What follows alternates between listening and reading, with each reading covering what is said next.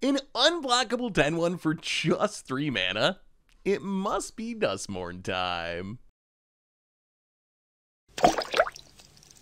Hello everyone, it's Seth, probably better known as Saffron Olive, and it's time for another daily dose of Duskmourn spoilers.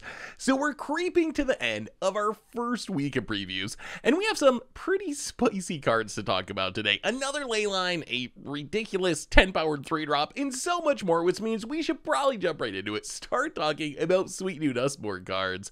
Before we do, a couple of quick reminders. First, if you need any of these cards, you can snag them from our sponsor Card Kingdom over at cardkingdom.com/MTGGoldfish. Second, to keep up on all the latest previews throughout the day, you should head on over to MTGpreviews.com. Anyway, let's talk some Duskmourn. First up today, we get our last Leyline from the set, our green Leyline in Leyline of Mutation. And honestly, I love Leylines, but I actually don't really like this card that much. So it's 4-mana enchantment. It starts on the battlefield if it's in your opening hand, and then it says you can pay WUBRG 1 mana of each color rather than pay the mana cost for spells that you cast. So if this seems kind of familiar, it's like Leyline of Fists of Suns, Leyline of Joda, basically the enchantment version of these effects. We've seen very similar effects in the past. So why don't I like this card? Because I really like Fists of Suns. You can do some ridiculous things when you can just spend 5 mana on all your spells rather than spend 15 mana on Emrakul or whatever. So it can do really powerful things, but the reason I don't really like it is the upside of Leylines. The whole gimmick is they get to start on the battlefield if they're in your opening hand. This is a Leyline that's not going to do anything in those scenarios. Like, sure, it starts in play, but you still need to get to 5 mana before this really does anything. So I think in the decks that might want this effect, the difference between getting it for free and paying 3 mana for a Fist of Suns or whatever is just not very big. It's a Leyline, but it's not going to do anything on turn 1, on turn 2, on turn 3, on turn 4, which means starting with it on the battlefield just isn't that beneficial. I will say, I don't think this card is necessarily bad, and one thing I've learned recently is never underestimate Leylines. When I first saw Leyline of the Guild Pact, I was like, I don't know, like, is that really going to be worth playing? If you build around it and don't draw it, how bad is it? Turned out, Leyline of the Guild Pact is kind of busted and, like, very strong card all the way back to Modern, so I don't want to say that Leyline of Mutation is just going to be unplayable, because that's probably not true. You can definitely build a deck where you're like, Leyline of Mutation, ramp a bit, cast an Emrakul on turn 3 or turn 4, cast an Omniscience on turn 3 or turn 4, which you could already do in Modern with Fists of Suns, and we have seen like super fringe against the odds Fists of Sun decks in the past in Modern. I haven't seen them very recently since we've got all the Besages and stuff. Makes it a little harder to build around the effect, but we haven't had an effect like this, at least a good one, on Magic Arena. So maybe this is a thing like in Pioneer, in Explorer, we can use it with Timeless Lotus to cast an Emrakul or whatever. The big question with effects like this is it really worth it compared to just ramping more? Like, think about Standard. This is the first Fist of Sun effect we've had in Standard since Joda, and Joda almost doesn't count since it's a creature that just dies. So this is the first Fist of Sun, so we've had it in a long time, and we have powerful things that are really expensive in Standard. Atraxas and Atalies and Portal to Phyrexias. The question is, if you're building a deck, is it worth playing Leyline of Mutation to try to cast a 5-mana Atraxa rather than just playing another ramp spell to ramp into 7-mana Atraxa or 7-mana Atali?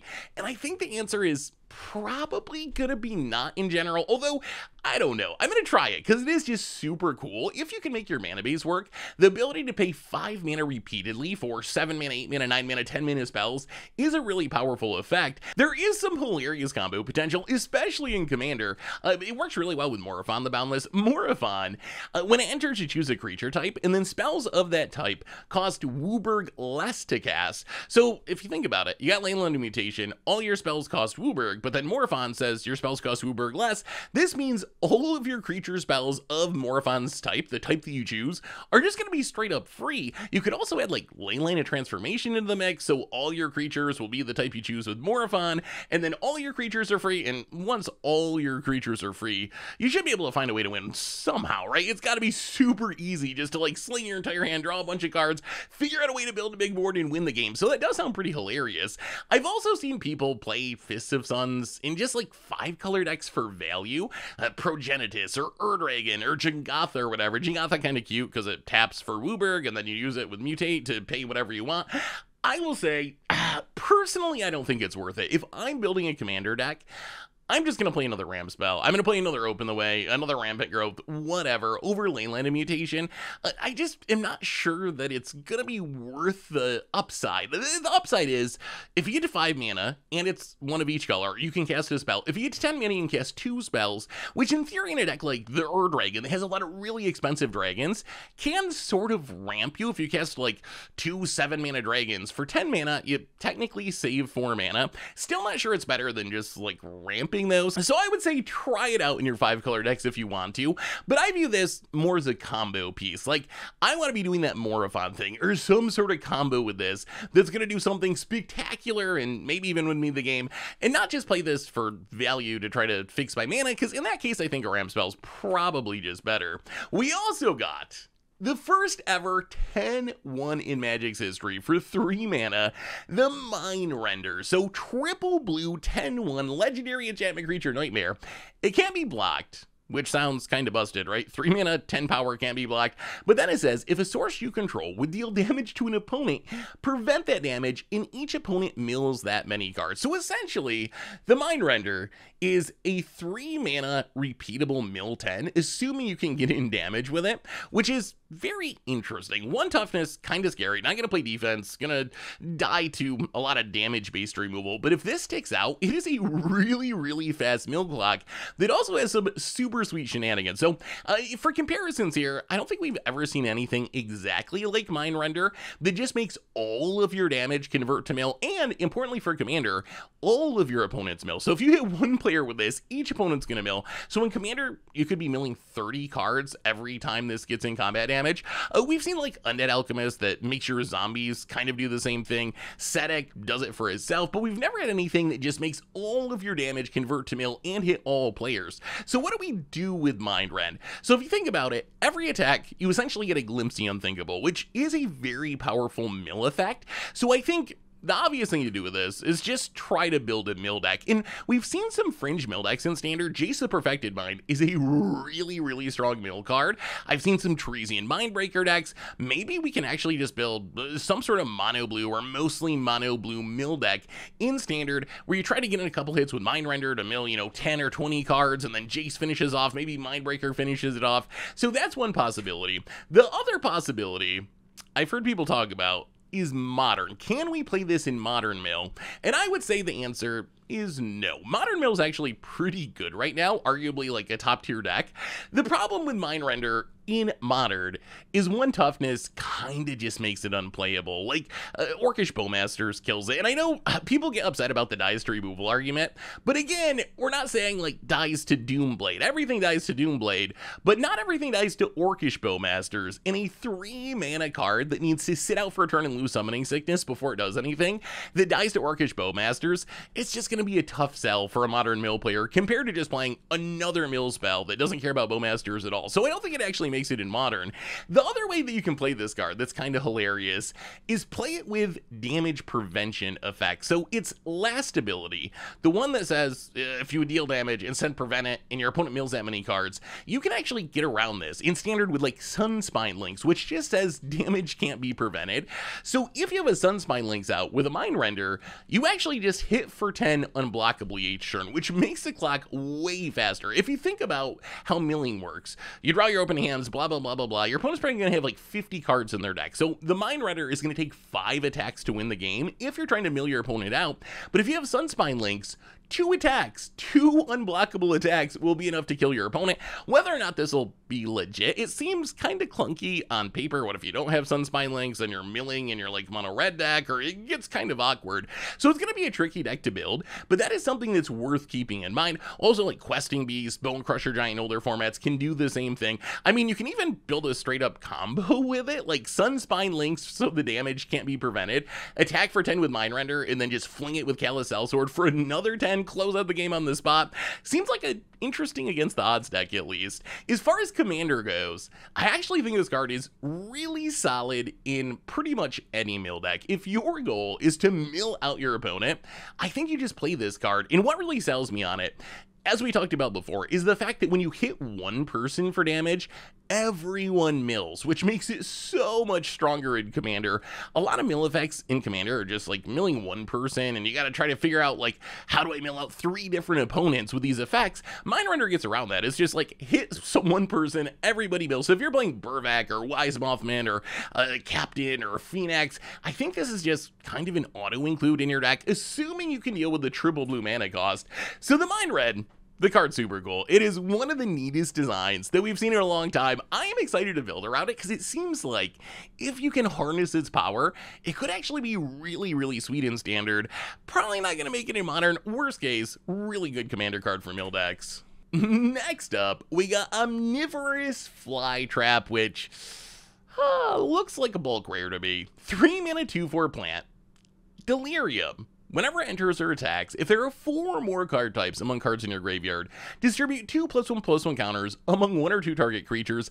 Then if there are 6 or more card types among cards in your graveyard, double the number of counters on those creatures. So Omnivorous Flytrap, its upside is super huge. Like, Ornery Tumblewig, for example. We actually have a lot of effects in Standard right now that can double up the number of counters on things. And the idea of trying to build a deck that's just how many counters can I get on a creature actually sounds like a super fun challenge that I'm probably going to take. So if you want to just try to put a ton of counters on things and double them and double them and double them, Flytrap actually works pretty well there, if you could turn on Delirium. And the big problem with this card, and the reason why I think it's probably a bulk rare, is if you don't have Delirium, it's a 3 mana 2/4, which is incredibly far away from being a playable creature. So if your graveyard gets shut down, or if you're not a dedicated Delirium deck or just don't draw your cards in the right order, this is going to be the worst card in your deck a lot of the time. So I'm a little nervous that it's just not going to be easy enough to turn on Delirium. If there is a Delirium deck, then this card is kind of great. Like, even with just Delirium, you play this on an empty board, you can put the 2 counters on itself, so it's going to be a 3 mana 4/6, and then when it attacks, you can put 2 more counters on it and double the counters, and it's just going to be massive. So if you can actually like jump through the Delirium hoop and keep your graveyard activated, the card's kind of wild. I'm just concerned that it's one of those cards where the ceiling is super high, but the floor is like ridiculously low, and we're going into a Standard that has Rest in Peace, has Leyline of the Void, has some graveyard decks that make people want to play Answers for the graveyard. So I'm a little concerned that it's actually just not going to work. So keep an eye on it if there's a Delirium deck, especially one that cares about +1/+1 counters, but even just a generic Delirium deck, this card could be really, really good. I'm just skeptical because the floor is so low that I'm worried a lot of times on turn 3, it's going to just be a 2/4, and that's just not really the kind of card you want in your deck in Standard. We also got another interesting new room enchantment, a rare black room, an Unholy Lobby and Ritual Chamber. So Unholy Lobby, 3 mana, at the beginning of your end step, draw a card. If you control a demon, each opponent loses 2 life, and you gain 2 life, otherwise you lose 2 life. And then Ritual Chamber, 5 mana. When you unlock this room, create a 6/6 black demon creature token with flying. So if you think about what this card is, it's essentially like a weird Phyrexian arena, a powerful but risky Phyrexian arena. I think the upside on Unholy Lobby is it triggers on your end step. You don't get to wait a whole turn to draw your first card. So you play this, immediately draw on your end step. The downside is if you don't have a demon, you're taking 2 a turn rather than just 1 a turn. And especially in Standard, that's going to add up super, super quick. I don't know if you can afford to pay 2 to draw a card, especially since we have actual Phyrexian arena in Standard and no one really plays that. So it's essentially like a twist on Phyrexian Arena, but then it's also kind of a Doom Whisper. You don't get Trample or any other abilities. It's a vanilla creature, but still a 6/6 black demon with flying is a pretty big body for 5 mana. So how good is this card actually? And I think it mostly depends on how likely you are to have a demon on the battlefield. So if you're a demon deck, and we do have some good demons in Standard, right? Bloodletter and Hitasugan Kiri, Rakdos and Archfiend, plus some new stuff coming working in Duskmourn itself, but if you have a demon, this card's great. When you're drawing a card and draining your opponent for 2, the card's kinda ridiculous. I don't think you can just lean on Ritual Chamber, though, to make the demon, because that one demon gets dealt with, and honestly, as crazy as it sounds, 5 mana for a 6/6 flyer that doesn't have any other abilities is actually not that good of a deal in 2024. Just look at the amount of text on these other big flyers. There's so much text and they're doing so many other things that just being a big vanilla or French vanilla flyer, I don't know if that's enough of a selling point. So I think the question's going to be, can you put this in a demon deck? If you're not playing demons, I think that taking 2 a turn to draw a card with Unholy Lobby is just going to be too much in our aggressive standard. If you do have demons in your deck, though, and even some percentage of the time, even half the time, you're draining your opponent and drawing a card, then the card becomes really, really good. So in standard, I don't know. Phyrexian Arena doesn't really see play. Preacher of the Schism kind of has, by default, taken over that 3-drop slot. It gives you body and card advantage. So I'm not sure that this actually beats it out, but I am excited to see if we can make a demon deck work. In Commander, this card's very intriguing to me, and I think the equation is kind of the same. In Commander, I always play Phyrexian Arena in my black decks. I love the card. I will swear by it. I think it's really good. I sometimes play Black Market Connections. Black Market Connections is a card that I played a ton when it first came out. I was jamming in every deck like Phyrexian Arena, but it turns out that 2 life to draw a card actually ends up. Plus, I'm just super greedy, so then I take 6 to make the tokens or whatever too, and you end up killing yourself.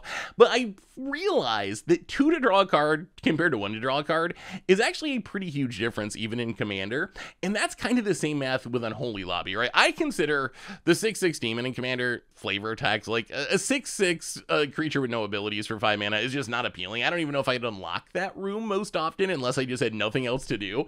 So I'm really playing it for the Unholy Lobby mode, and I think the Unholy Lobby mode, same as standard, if you got a bunch of demons, the card is great. Great. I would play it every single time if I'm playing Bellicor or Rakdos or Raphael, some sort of demon deck. Then this card is so incredibly good. In other decks, I think it falls into the Black Market Connections tier where I'll play it sometimes, but losing 2 life to draw a card is a little bit scary, so it's probably not going to show up in every deck. We also got our nerdy friend, Reluctant Role Model. And this card, I think, is actually really good. It's a 2 mana 2/2 white human survivor. It has survival at the beginning of your second main phase. If it's tapped, put a flying lifelinker +1/+1 counter on it, and then it says, whenever it or another creature you control dies, if it had counters on it, put those counters on up to 1 target creature. And that last mode is what really makes this card. And the more I think about this card and its synergies, the more I start to think that this might be one of the better cards in the set for 60 card formats. So if you think about what this card is, the exciting part is it's kind of like a weird Ocelith or Essence Channel or Enduring Bond Warden. It makes it so whenever any of your creatures die, it or something else, all of their counters get to go on something else, which is basically what the Ocelith does. And that is a really powerful effect in a deck that's built around counters. Your opponent can't just snipe your creatures with targeted removal, because sure, whatever your creature died, but most of its power is going to be in the counters. That's going to move on to something else, so you just get another massive threat.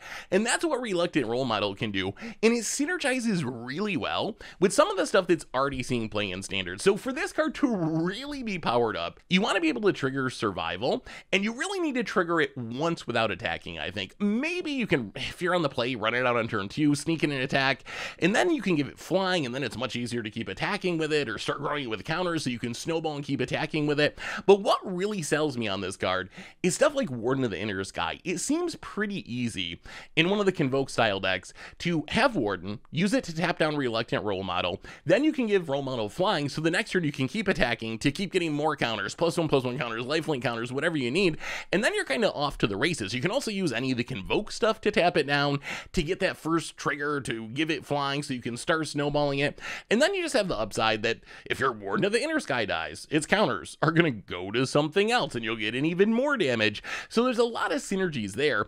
It also could even have a shot back to Pioneer. If you look at the Pioneer Convoke Convoke decks. A lot of them use Venerated Loxodon as their secondary Convoke creature, and Loxodon just puts a counter on everything, so it synergizes really well. You get down to your role model, you Loxodon, counters on everything, stuff dies, the counters move around, so it seems good there too. Also in Standard, seems really solid in just a +1/+1 counter theme deck. Synergizes with Saddle, like Ornery Tumblewag, where you can use Saddle to tap down the role model to trigger its survival ability without attacking.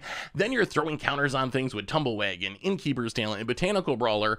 And in a deck like that, the second ability, the Ozolith ability, is going to be absurd. It's going to make it so difficult for your opponent to deal with your stuff with targeted removal. They're pretty much going to have a sweeper, or you're just going to kill them. I could even see an argument for maybe humans, like Thalia's Lieutenant puts counters on things, Champion of the Parish grows with counters, maybe some number of like mono-white humans in Pioneer, or maybe Historic would want to play this card. I don't know if it can make it in Modern, I don't know if it's quite Modern good, but maybe, but it does work really well with those cards. My concern with the card, there's a lot of good news about the card that we've talked about. It's really powerful. My biggest concern with the card is it is pretty bad against sweepers, and also, I guess, exile-based removal. But if your opponent has a Sunfall, or even in a lot of cases a temporary lockdown, something that's just going to deal with all of your creatures at once, then its ability to move counters around doesn't really do anything. So it doesn't really solve the sweeper problem. On the other hand, as we've talked about, really good against targeted removal. Once it gets rolling and you got counters on things, it becomes pretty punishing to kill your stuff with a Go for the Throat or a Cut Down, because you're just going to keep adding those counters to another creature to keep growing your threats and closing out the game. In Commander, pretty much any counter shenanigans deck is going to want this card. I think it's going to be one of the best cards, because the Ozolith is one of the best cards in any sort of counter deck, and its second mode is very, very close to the Ozolith. So if you're playing Pierre the Pulverizer, Shalayan Halar, Sovereign Onotek Awa, Denry, or Alenda, any of those commanders, I think I'm running Reluctant Role Model almost by default, because it just works so well with commanders that care about counters being moved around and put on things. So it seems like a super easy inclusion there. So Reluctant Role Model might look a bit like a buff McLovin, but it actually is a really strong card. And what is that weapon they're fighting? I don't understand. Why are they all fighting with hockey sticks? So many questions about this card, but as far as the actual game of Magic is concerned, it seems really good. As far as lower rarity cards, there's a few worth mentioning. First, we have our Here's Johnny card, Break Down the Door. 3-mana instant, choose one, exile an artifact, exile an enchantment, or manifest red. So this card, I think, seems like, worst case, a pretty interesting option for best of one standard play, thanks to the flexibility. Like, having this hate card, a Fade into Antiquity, essentially, that can get rid of artifact or enchantment at instant speed for 3 mana, is nice. In best of one standard, an effect like Fade into Antiquity to get rid of artifact or enchantment would be nice to have in your deck, because there's some powerful artifacts and enchantments in standard. The thing is, there's going to be matchups where it's a dead card, which makes it hard to play the card. Break Down the Door, though, gets around this, because worst case, you just manifest red, and you get essentially an Ashcoat Bear with upside, this 3-mana instant speed 2/2 that you can maybe, I don't know, surprise, block something, and trade off in combat. But I think the flexibility of this card makes it notable. In best of 3, it might be more of a sideboard card than a main deck card. Maybe you could play one in the main deck, but there are a lot of things to hit with this, like Caretaker's Talent's really popular, Urbra's Forge is really popular, plus you can always just make the 2/2 if you need to, so I actually really like this card. I think it might be main deckable in best of 1, and seems like a sideboard all-star in best of 3. We also got a new uncommon room in Greenhouse / Rickety Gazebo. So Greenhouse, 3 mana, lands you control have tap to make a mana of any color. Rickety Gazebo, whenever you unlock this, mill 4 cards, then return up to 2 target permanent cards from among them to your hand for 4 mana.